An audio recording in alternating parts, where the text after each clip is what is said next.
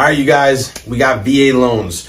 So if you guys heard the video on FHA from yesterday, take a lot of the similarities and stuff, and that's what you're going to find with VA loans. All right.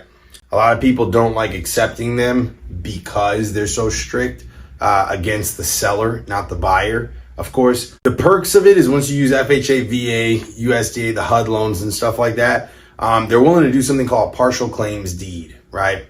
And partial claims deed is a second lien against your property. And again, we'll go over these things in greater detail and stuff on Discord. Pretty much if you ever start falling behind on your loan and you fall into foreclosure, pre-foreclosure, they'll pretty much opt in, like jump in and save you like a get out of jail free card, at least the first time. They'll pretty much take your past due balance. Let's say you're behind $10,000 on your loan. They'll take that past due balance and they'll slap it at the end of your interest free, 0% interest. It's great. And after you're done paying your loan, that's when you start paying the new secondary lien, which is your partial claims deed.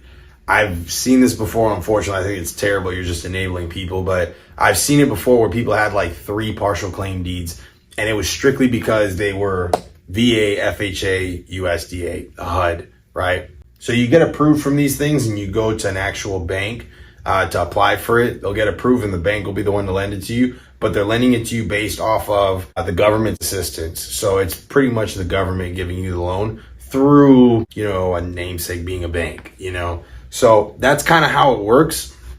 These things, again, VA loans, you can put down 0%. They'll just give you a house and you start making payments.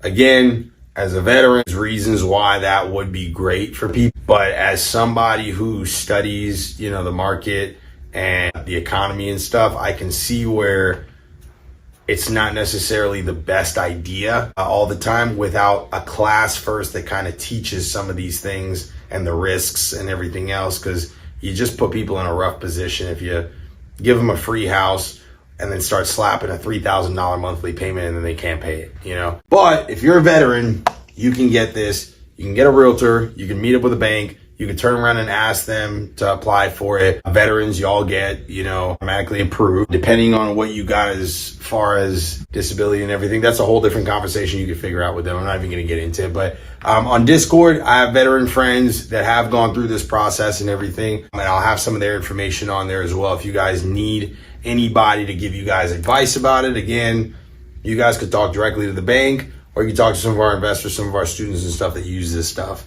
But VA is a different type of loan only for veterans, and it helps out, sometimes, and it hurts sometimes. So it just make sure you get as much information as possible before using it. All right.